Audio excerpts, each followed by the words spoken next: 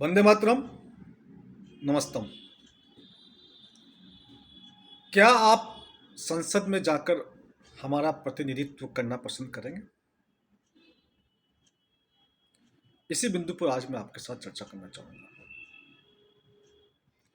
वैसे कुछ लोगों ने मुझसे संपर्क भी किया है कि वो लोग 2024 में संसद में जाकर के हमारे मुद्दों को उठाना चाहते हैं। मुझे बड़ी खुशी हुई कि कुछ लोग संसद में जाकर के जो मुद्दे हम उठा रहे हैं सड़कों पर उनको उठाना चाहते हैं। पिछले कई वर्षों में हमने अथक प्रयास किए, सैकड़ों की संख्या में ईमेल लिखी, पत्र लिखे प्रधानमंत्री जी को, मुख्यमंत्री जी को, कई ज्ञापन दिए, कई प्रोटेस्ट किए, कई प्रोटेस्ट में गए, राष्ट्रपति जी को चिट्ठी लिखी, देश के चीफ जस्टिस को चिट्ठी लिखी, कई साधु संतों से मुलाकात की, कई नेताओं से मुलाकात की। इतने प्रयास के बावजूद भी जिन मुद्दों को हम उठा रहे हैं, जिन बिंदुओं को हम उठा रहे हैं, कोई भी जनप्रतिनिधि, कोई भी सांसद, कोई भी विधायक उन मुद्दों पर बात करने को तैयार नहीं है, उन मुद्दों को उठाने के लिए तैयार नहीं है। दूसरी तरफ कुछ लोगों ने संपर्क किया है, वो इन मुद्दों को उठाना चाहते हैं। मैं उनका स्वागत करता हूं और वादा करता हूं कि मैं उनका तन मन धन से समर्थन भी करूंगा, परंतु उनको हमारे मुद्दे उठाने होंगे। हमारे मुद्दों से क्या मतलब है? हमारे मुद्दों से मतलब है, कुछ मुद्दे में बात करता हूं, सब मुद्दों को एक साथ डिस्कशन करना संभव नहीं हो पाएगा।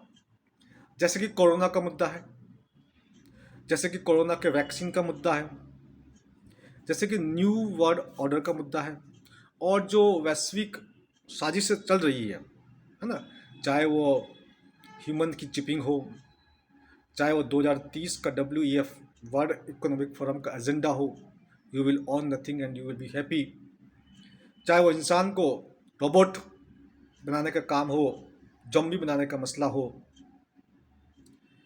AI यानी कि आर्टिफिशियल इंटेलिजेंस, रोबोटिक्स, ऑटोमेशन से क्या नुकसान होंगे वो मुद्दा हो,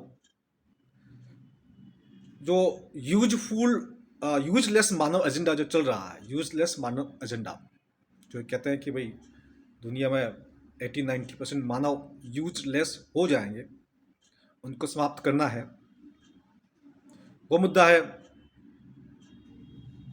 दुनिया की आबादी को 800 करोड़ से कम करके 50 करोड़ पे लेके आना, वो मुद्दा है। पैंडेमिक और नेक्स्ट पैंडेमिक 2025 से 28 के बीच में जो नेक्स्ट पैंडेमिक की बात चल रही है वो मुद्दा है। CDBC central bank digital currency का मुद्दा है, यानी कि ये जो नकली मुद्राएं हैं उनकी जगह असली मुद्राएं जारी हो, ये मुद्दा है।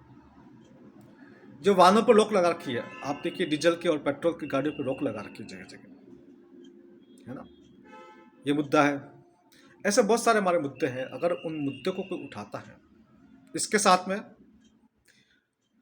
पूर्ण शराबबंदी, भारत के अंदर पूर्ण शराबबंदी होनी चाहिए। एक शराब की वजह से जो एक व्यक्ति या दो व्यक्ति को जो फायदा होता है, जो दुकानदार होते हैं, परंतु एक दुकानदार की वजह से सैकड़ों घर तबाह हो जाते हैं।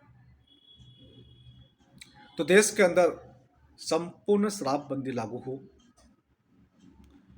सभी गो कत्ल खाने, सभी वो कत्ल खाने जहाँ पे गो माता का कत्ल होता है, वो सब कत्ल खाने बंद हो।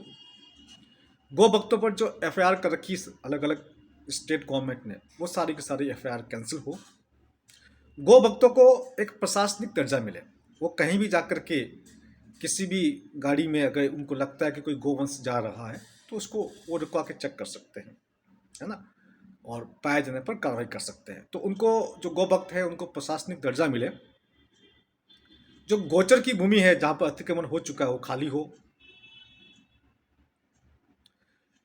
जो गोपालक है, गोपालकों को प्रति गोवंश 1000 रुपये का मासिक सब्सिडी, अंशदान सरकार की ओर से मिले। और जो आपने देखा कि तीर्थ स्थानों का किस प्रकार से अतिक्रमण हो रहा है। सभी तीर्थ स्थान, चाहे वो हिंदू तीर्थ स्थान हो, चाहे वो जैन तीर्थ स्थान हो, चाहे बौद्ध हो, चाहे सिख हो, ये जो हमारे धर्म हैं, भारतीय धर्म है, इनके जो तीर्थ स्थान है, उन तीर्थ स्थानों की जो आध्यात्मिक महत्व है वो बना रहे, वहाँ उनको पर्यटक स्थल घोषित नहीं किया जाए। चाहे जोशीमठ हो, चाहे काशी हो, चाहे बद्रीधाम हो, चाहे समय शिखर जी हो, कोई भी हो, ये हमारे मुद्दे हैं। अगर कोई व्यक्ति इन मुद्दों को उठाना चाहता है 2024 में संसद में जाकर के, तो मैं डॉक्टर तरुण कोठारी वादा करता हूं कि मैं उनका तन मन धन से समर्थन करूंगा। जितना मुझसे हो सकेगा मैं उनके लिए प्रयास करूंगा। नमस्ते, जय हिंद।